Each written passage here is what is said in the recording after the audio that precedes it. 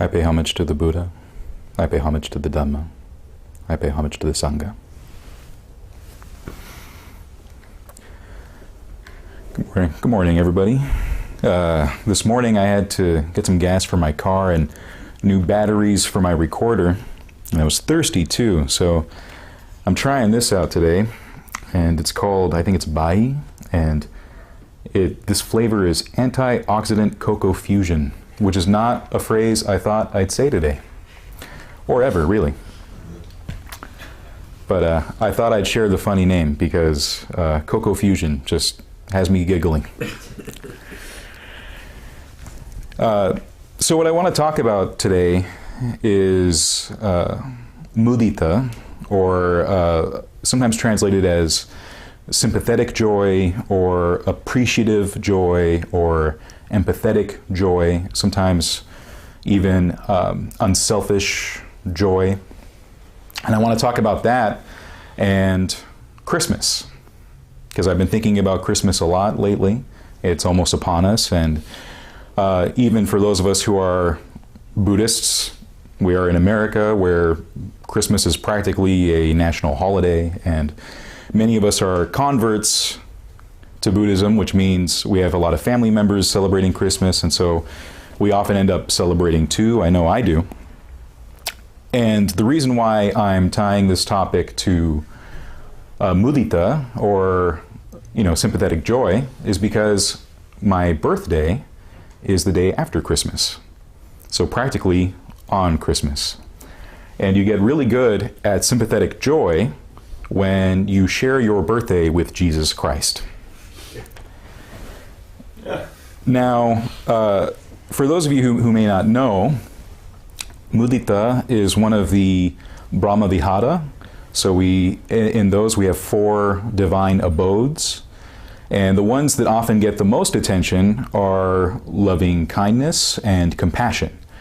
Equanimity also gets its fair share, but usually in respect to meditation and concentration. But sympathetic joy really doesn't seem to get as much attention, when really it's one of the 4 divine abodes and one of the qualities that we're encouraged to cultivate. So let's start with Christmas. Growing up as a kid, I really just did think Christmas was my birthday. As far as I was concerned, Christmas Eve, Christmas, and the day after were just a 3-day gift extravaganza precisely for me. I remember even being 5 years old, waking up one morning and saying to my mom, "It's my birthday!" And she said, "No, it's not, it's Christmas." And I thought in my head, same thing. And that was something interesting to experience as a kid, where for you, your birthday is a time when everybody gets presents, not just you. For most kids, your birthday is a very special day. You get to wake up, and it's a day just for you, and your parents cater to your wishes. You go to Disneyland maybe there's a cake, cool little toys. But for me, I wake up and there's still a Christmas tree, people are tired from Christmas, I'm drinking eggnog and hot chocolate. It just still feels a lot like Christmas. I remember when I was about 6 years old, my uncle, he's only 6 months younger than me, he had his birthday in June, and we're celebrating his birthday, and he's getting all of these toys, Ninja Turtles mostly, which we were both big fans of. And I thought, hey, how come I'm not getting any toys? It's someone's birthday, don't we all get presents? You can see the complete misunderstanding I had in terms of birthdays and a holiday like Christmas. But sympathetic joy, I think, is a good way for any of us to approach something like Christmas. As Buddhists, we have a very different understanding of the holiday, let's say, as it's practiced in the US. I know that I have a very nuanced understanding because from a very early age, I began practicing a lot of religions, not just Buddhism, but I also practiced paganism. And What I learned really early on is that Christmas actually shares a lot of traditions from various pagan traditions in Europe, from Saturnalia in the Roman tradition, and Yule in the Norse tradition, and has all these little things that's picked up over time. And so that flavors my experience of the holiday. And I remember learning this really early on, around 9, 10 years old, and I held Christmas as a kind of fascination. And I'd want to tell all the Christians in my family, do you know about Christmas and all of its pagan roots? And for some reason, they weren't interested. I'm not sure why, but maybe there was an uncritical look at the Christmas tree and why it exists, sort of like Easter and the bunny. Like, has anyone figured that out yet? Why is there a bunny? What does that have to do with anything?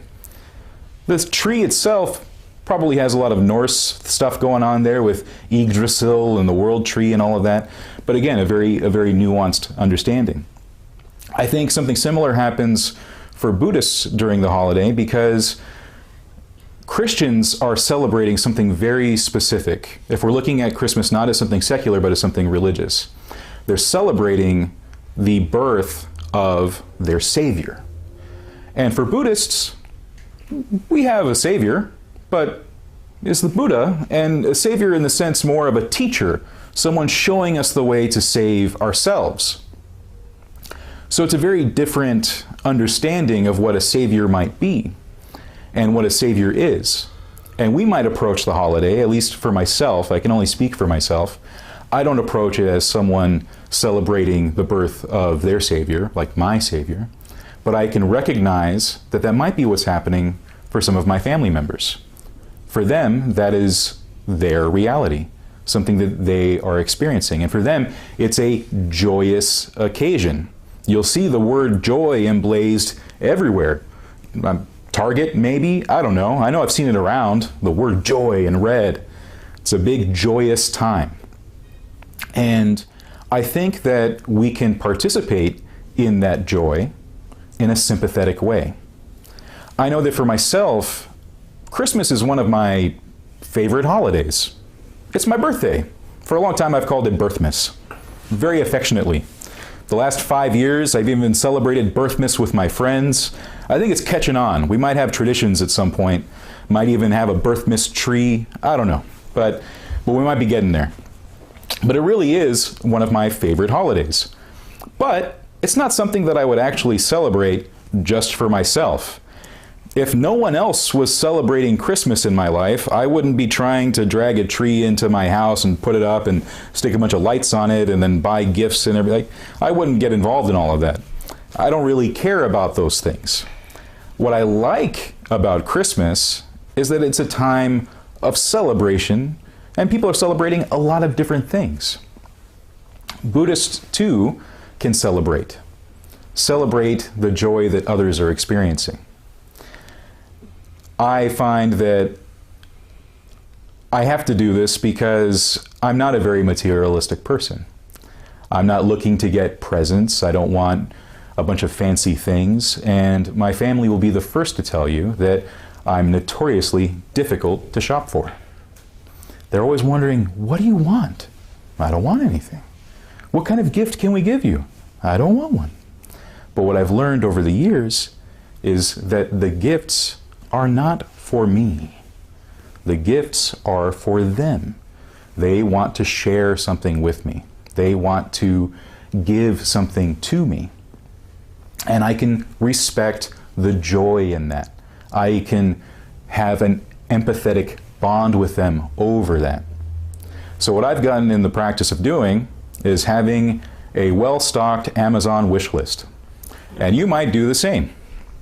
For me, though, I don't put anything drastically expensive on there. Some people might get a little greedy and throw a flat screen up on there. Generally, what I put on are books that I would buy myself. $12, $14.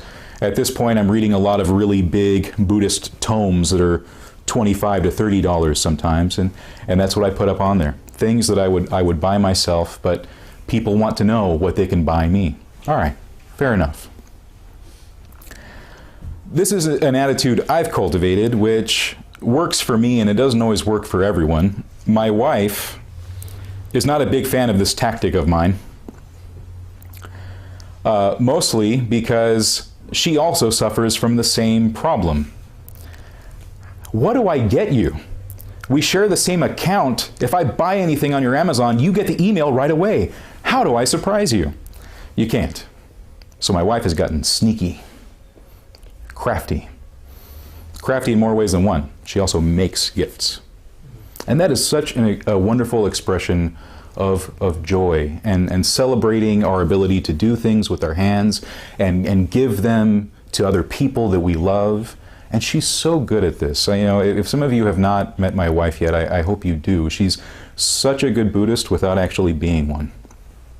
And she loves to have hobbies and crafts. And what I love is that when a lot of people see this holiday as a consumerist holiday, they go off into the malls, which is a bad idea. From Black Friday onward, it's got to be one of the hell realms in Buddhism. I think if we look at the list and roll down, we'll see malls at Christmas time, somewhere on there. We should look and investigate this. So the fact that my wife will sidestep that entirely and then make handcrafted gifts. She's gotten into knitting recently and crocheting. Now we have more scarves in the house than we'll ever possibly need, but she's getting really good at it. And I find that it's this thing that she can do that's an expression of love, of compassion, of joy. So bringing it back to my experience of birthmas, it's something that I started to see I could share with others. That my birthday wasn't just for me. That everybody gets a gift, that everybody gets something special, that everyone's invited to the party. And trust me, around this time of year I get so excited. It's amazing to see everyone celebrating my birthday. Lights everywhere. Big celebrations. They even have this guy that is probably a future me with a beard and a big belly and some red clothes. That's probably how I'll look in a few years. I think they're celebrating me. I'm a jolly guy, And it's something that I had to use as part of my practice to sidestep my own ego, to sidestep my jealousy. One of the enemies of mudita, of this sympathetic joy, is envy, jealousy. For a long time, I was jealous of other people with their own separate and unique, distinct birthdays that they didn't have to share with Jesus Christ. And they got to have 2 presents. They didn't get here's the present for Christmas and your birthday. I always wanted to do that for someone in August. Here you go, it's for Christmas and your birthday. Expect nothing in December, And that doesn't seem very Buddhist. But there it is. There's that little kernel of jealousy, of envy and resentment, and Schadenfreude. Enjoying other people's misery. Here's your one gift. How do you like it? Not very good. But it can be a form of practice to notice that, to see that, and then pull back and allow yourself to be generous. Allow yourself to see the joy that others are experiencing, even if it is not your own distinct joy. So for me, Christmas is a beautiful time where I get to really hone in and focus on egolessness, to step out of my own way and recognize that on December 26th, when I want to go out to dinner on my birthday, all of my favorite restaurants are closed and everyone's still tired from Christmas. So I get to celebrate with everyone else on the 24th and the 25th. That gets to be my birthday, where I'm giving gifts to everyone else in the room too. Now, I think that in truth, sympathetic joy is something that has permeated in Christmas all along. It just took Buddhists to exist and look at it and point it out. If you look at the story of Ebenezer Scrooge, his whole journey towards the Christmas spirit is really a growth of the Brahma Vihara, but also sympathetic joy. We have Ebenezer Scrooge being a man who doesn't see anyone else. He only sees himself, filled with greed, miserliness. He's filled with anger towards others, jealousy towards others, bitterness towards others. He doesn't want to share his life with anyone else. He celebrates alone, actually not at all. He just goes up to his house and sleeps by himself. And it takes a bunch of really creepy ghosts to show him the Christmas spirit, you know. But he grows in his understanding of other people, seeing them, appreciating them.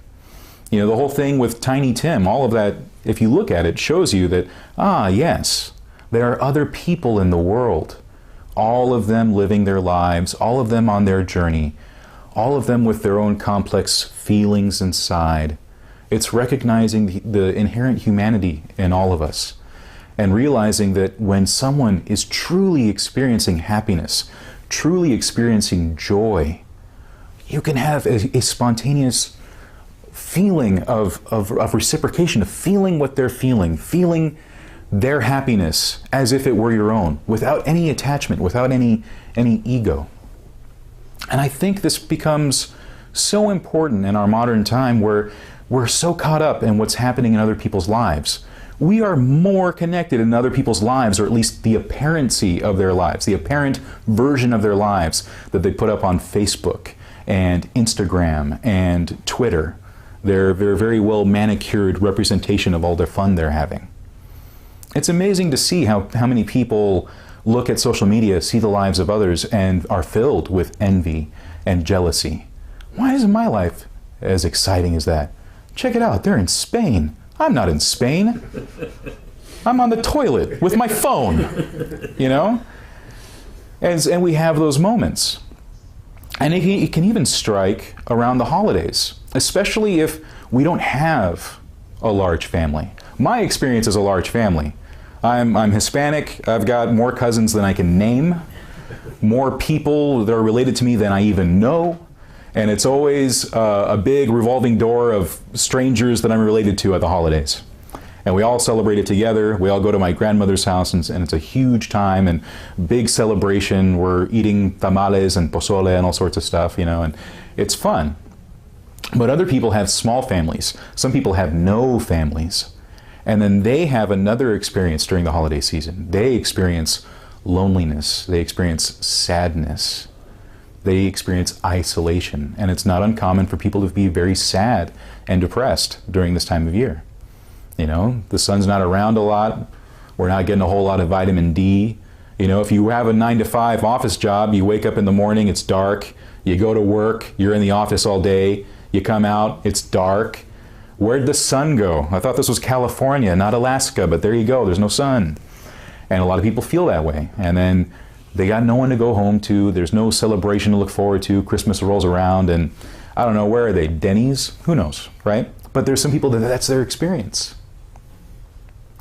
For those of us who are Buddhists and walking the path and cultivating the wholesome qualities that the Buddha recommends, we can embrace the happiness we see on others and decide to go and be generous to others. If we can't make ourselves happy, something happens when we make others happy. We seem to find the happiness inside us as well. And that's a beautiful thing. That this whole time of year with gift giving might actually be more about the giving of gifts than the receiving them. And people have talked about this for a long time. We know this. But even the concept of gift, we usually understand in a very consumerist way, that gifts are goods that are given. For us who are practicing Buddhists or interested in Buddhism, we might approach gift giving in a different way. Even in terms of just our presence, we can just be present for others, to be really there and to see them and know them, and experience the joy that is their lives. I think about this with my sister, who recently asked me for a present. But what she wants is one of those stands for like a cookbook, so that she can have it open in the kitchen. And it's an easy gift to get, you know, for her. Maybe $20, something like that, something cheap I can get on Amazon, and it'll go to her place and whatever. But when I think about what the gift represents, there's so much joy to be had there. This is something that she's going to use in her kitchen so that she has recipes to make food for her husband and her daughter, so that she can give to others. It's something that will continue to give in her home and touch the lives of her loved ones. And it's such a simple thing. And it didn't have to be a physical thing, but it happens to be. But it's so much more than that. How can we touch other people's lives in small ways? Because those small ways have a way of picking up momentum. In Buddhism, we often talk about dana, generosity. And I think that if we really are holding generosity in the right way, it's always going to have with it, inherent in it, that response of joy when we see others happy because we've given to them. It's not always something that we bought online. I think oftentimes it's just being around others. Human connection, human interaction. I think one of the things that we often assume about Buddhism is that because the focus is on our cultivation of our minds, our actions, our thoughts, our words, that we introspect and meditate, that it's a solitary path that we walk. But in truth, the path has always been about community from the very beginning. You know, all Buddhists are part of what's known as the Jatuparisa, the fourfold assembly of monks and nuns and lay people, all working together, all living together, all practicing together, all giving generously to each other. And this is something that I have seen in so many temples that I've gone to be and practice with other Buddhists, especially during our own celebration of the birth of our Savior, which is Vesak. You go to temples during Vesak, so much generosity, so much stuff just being given to the monks and the nuns and given to each other. I go to temples and I don't think I'll ever go hungry. I'll never be uncomfortable because there's always people looking after my comfort when I go. Look, this chair is more comfortable. Sit here. No, over here. Are you thirsty? Do you want something to drink? Have some tea. No, you need this special thing. Have you tried this? So many people invested in the comfort of others who are strangers. And this is something that I think that we can cultivate in America as American Buddhists as well. That it's something that we can practice with each other in this community, in this Jatuparisa, but also in our day-to-day lives, in seeing how we can increase the comfort of others and decrease their suffering, and see what happens inside when we do things for others, when we give of ourselves to others. Are we experiencing that joy? Or do we have this sense that we're owed something, that people should be giving to us? I know I had a little bit of that.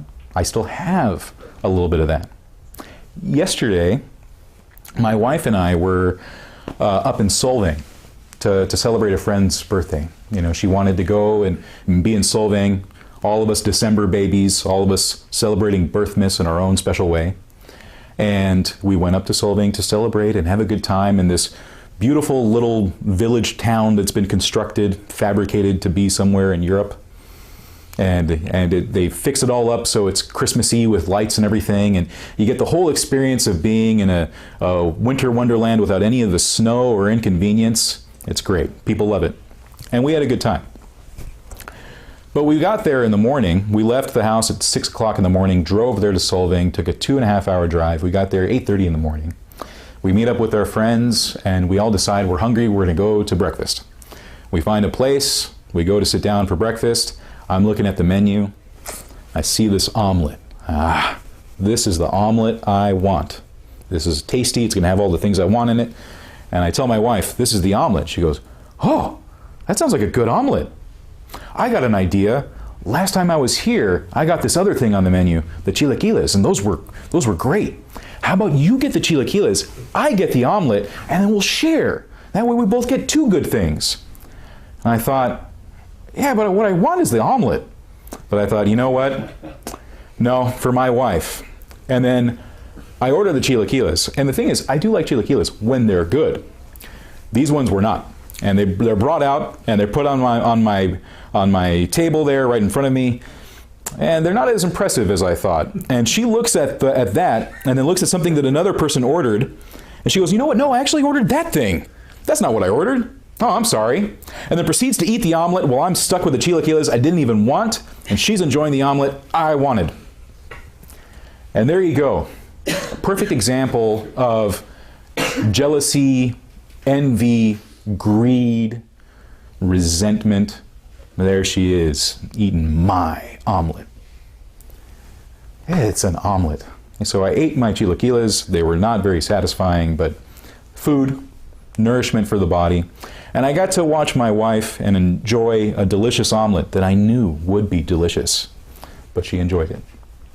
And that's how it happens. All of the stuff that we practice, it comes up in the most innocuous, banal ways. You know, it's just the little moments in our lives. It's the same thing that we talk about sympathetic joy as this large concept, and it is. But it can also arise over the breakfast table when someone's eating something you wanted. You know what? Enjoy it. Have a good time with omelet. I'll get it next time. Or maybe I won't. Maybe I'll try something else. But the point is to really just be there for others and to cultivate a level of selflessness. Now, I do think that in the West, as American Buddhists, it really is up to us to cultivate the path in these interesting ways, to think about how it fits into our lives, where a lot of us are going to be celebrating Christmas. I know that I am. I'm going to be celebrating Christmas from the 21st to the 25th or so. 26th, not so much this year. It turns out my wife will be working on my birthday. So I will be probably hanging out with some friends. I don't know what I'm going to do yet, but probably not celebrating in the typical way. I generally don't. But there will be this long Christmas extravaganza. And it's just a part of my life and a part of my culture. And so it's up to me to approach it as a Buddhist, to search for the Buddhist context and to search for the meaning that I'm going to attribute to it. And, you know, this is something that traces all the way back to the Buddha, who was living in a time when there was another predominant religion established that was so ingrained in society that there very much was a certain way things were done, certain rituals that had to be observed, certain customs that had to be upheld. And disciples would come to the Buddha and they say, hey, I'm practicing now as your disciple, I've taken refuge. Do I just throw all these things away? Do I ignore my teachers? Do I ignore my parents? Do I ignore this? And he said, of course not. And what he would often do is teach a way to uphold those traditions, but to give it new context, new life, and new meaning that helps to cultivate the qualities of an arahant, to cultivate the qualities of an enlightened being, a liberated being. And so that's what I intend to do with this holiday season, with my big birthmas extravaganza of seeing how this applies to my life and my practice as a Buddhist, to see how I can make myself a little less the focus of my life and make others the focus, so that I grow in loving kindness, that I grow in compassion, that I grow in sympathetic joy, and also equanimity. That was also there in the omelet incident of 2018, as I will now refer to it forever. So I think that's a good place to stop. But I will say that whatever I'm talking about in respect to my own life experience, I recognize it won't be the same for you. That you may not suffer from the birthmas dilemma. You may not actually have ever really celebrated Christmas. I don't know. And it may not really work that way in your life. But I hope that sharing the experiences did make you think about sympathetic joy and something that you might be able to cultivate in your lives, to experience the happiness of others as if it is your own happiness, and to really see people and know them and appreciate their presence, and to offer your own presence in return, to really be there, really see them. Because that's the intimacy of the practice. That's really what we're after. It's not cold and detached, this path that we walk. We're always growing in awareness, growing in wisdom, and growing in a real love of sentient beings. And that happens slowly but surely, little by little, in these small moments in our lives. I think I'll end there. Thank you. Thank you, Subodha. Do you have